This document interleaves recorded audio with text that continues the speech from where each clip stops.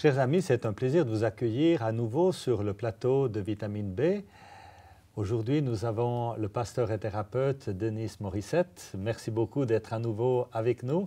C'est plus nécessaire de vous présenter, mais pour ceux qui seraient nouveaux aujourd'hui, vous venez donc de près de Montréal, au Canada. Merci beaucoup. Le texte que nous avons comme base de notre discussion vient de l'Épître de Paul aux Colossiens, au premier chapitre, c'est les derniers versets, versets 28 et 29. Je les lis. C'est lui que nous annonçons, exhortant tout homme et instruisant tout homme en toute sagesse, afin de présenter à Dieu tout homme devenu parfait en Christ. C'est à quoi je travaille en combattant avec sa force qui agit puissamment en moi. Ce texte est plus court, mais il est tout aussi bon, hein? Ouais. Il est fort. Ouais. Pourquoi choisir un tel texte? Parce que ce texte symbolise pour moi à la fois la participation de l'apôtre Paul dans la vie des gens et, je pourrais prendre l'expression, le processus et les mécanismes qui sont en place. Ceci inclut tous les outils qu'il utilise. Et on voit une certaine progression dans le texte. Encore une fois, l'apôtre Paul insiste sur le fait que c'est Jésus que nous annonçons, en parlant de « c'est lui que nous annonçons c'est lui que nous annonçons ». Maintenant, il ne fait pas simplement qu'annoncer. Annoncer, pour moi, dans l'expression la plus simple, c'est l'évangélisation. On annonce Jésus, on propage le message de Jésus. Je crois que Jésus est la solution au maux de l'humanité et au salut de l'humanité. Mais souvent, on s'arrête à annoncer, en croyant, à ce moment-là, que le seul fait pour les gens de devenir chrétien ou de naître de nouveau, ou d'accepter Jésus dans leur vie comme leur sauveur personnel, tous les problèmes vont disparaître. Okay? Donc, c'est comme si l'expérience originelle du salut réglait tout. Or, ça prend 24 heures un nouveau chrétien pour s'apercevoir que tout n'est pas réglé. Au-delà de l'effervescence de l'expérience, de la joie du salut, il y a tout un travail à faire subséquent à tout ça. Et là, l'apôtre Paul poursuit sa progression en disant « C'est lui que nous annonçons exhortant ». Le mot « exhorter », ou le verbe « exhorter », c'est un terme qu'on trouve très, très souvent dans le Nouveau Testament. D'ailleurs, je soupçonne Louis II d'aimer beaucoup ce verbe-là, parce qu'il l'utilise à profusion. Mais nous, on sait maintenant, avec les outils qu'on a, les outils linguistiques, que derrière le mot « exhorter », il y a différents termes. Ici, le mot grec qu'il y a là, c'est « noutétéo », qui est un terme fascinant, qui veut dire littéralement, le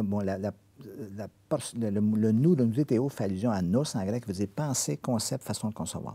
Donc, utilisé d'ailleurs dans le texte de Romains chapitre 12, verset 2, qui dit « Soyez transformés par le renouvellement d'intelligence ». Le mot « intelligence », que là, c'est « nous ».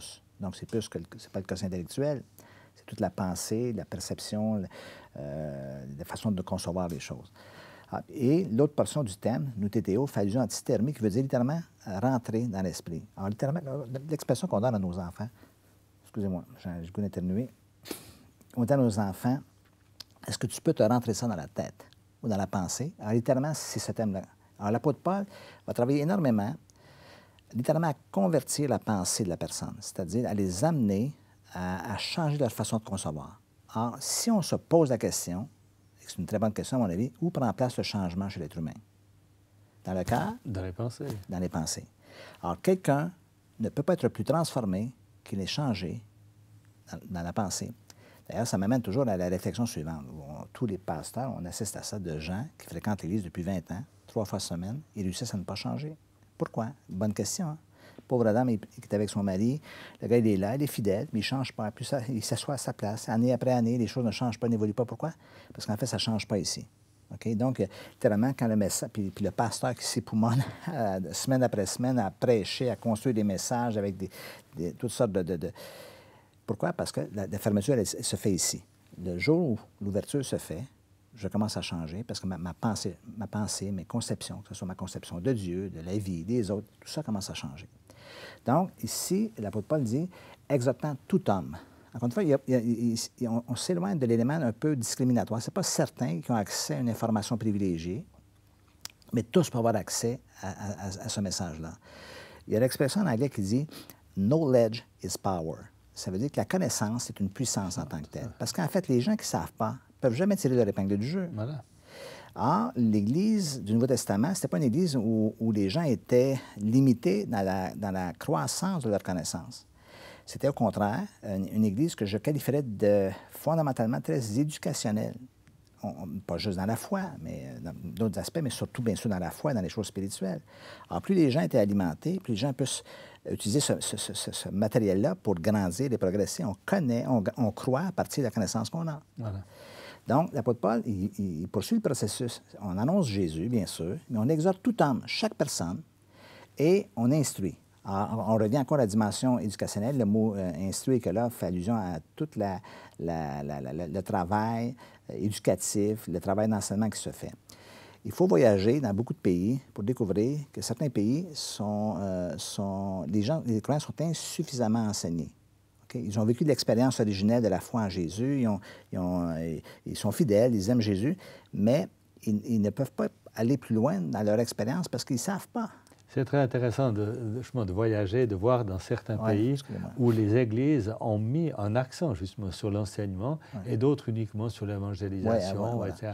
Et on voit tout de suite la solidité de l'Église qu'il y a dans certains pays et pas dans d'autres. Ce que je dis souvent, c'est que toute la prédication, là, et moi je suis d'une tradition de prédication dans ma culture évangélique. Hein, la prédication, toute la puissance de la prédication, preaching, la puissance de la prédication.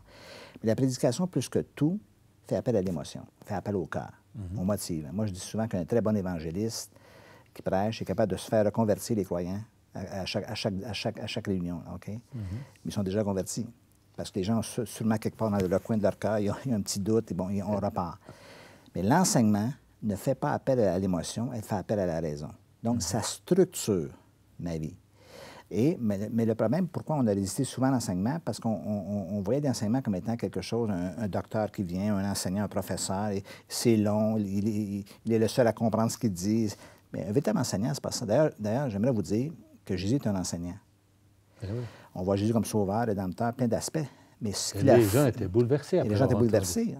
Okay. Et un vrai enseignement, c'est ça qui doit se passer. Ça change. Moi, j'ai eu accès à des enseignants, des professeurs dans ma vie dans une salle de classe avec 30 étudiants qui m'ont complètement bouleversé. J'en avais pour des jours et des jours à intégrer tout ça. Oui. C'est la force de l'enseignement. En fait, l'enseignement, celui qui est un bon enseignant est capable littéralement de prendre un concept parfois complexe et compliqué, puis de le rendre abordable à son auditoire.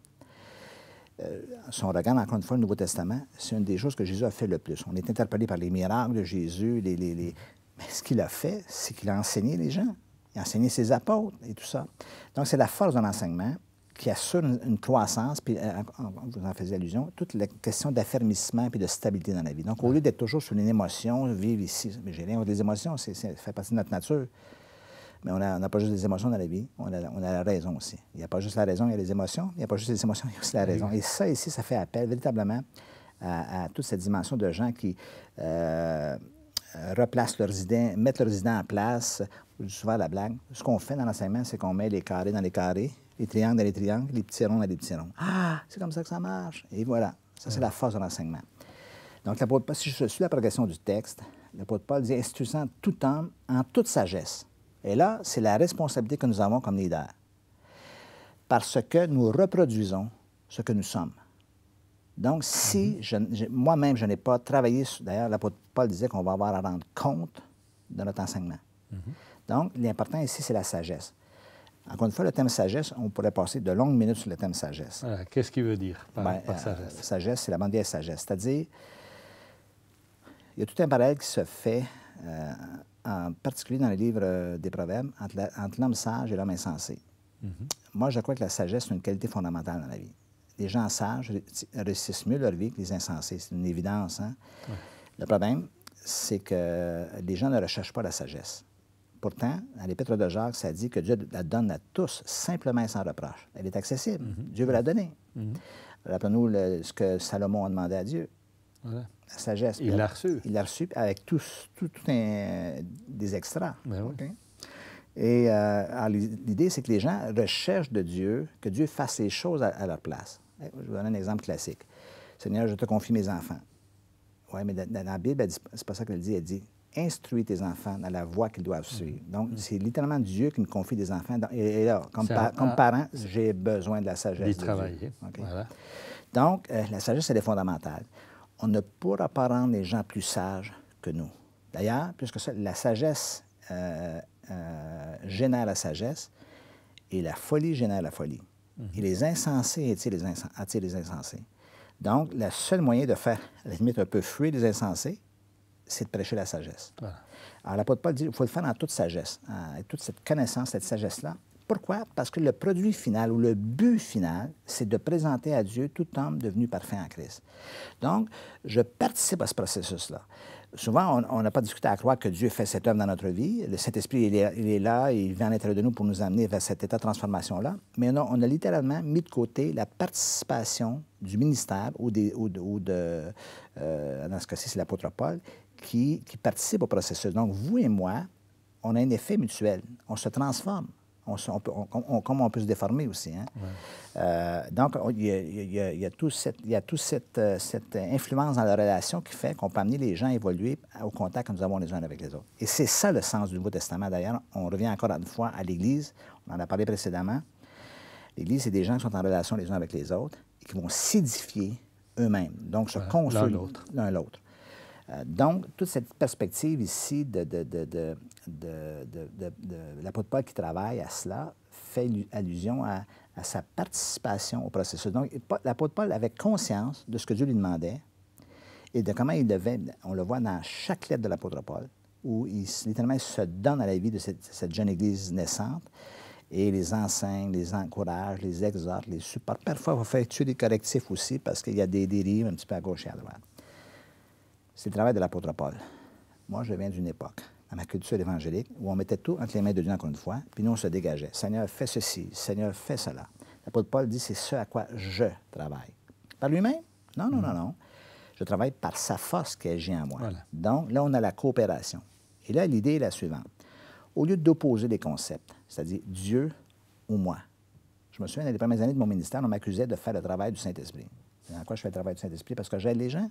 Non, non, non. On n'oppose pas les concepts. Les concepts, on va les marier. Dieu a choisi de travailler avec des êtres humains. Bien sûr qu'il pourrait faire le travail lui-même, mais c'est un choix qu'il a fait.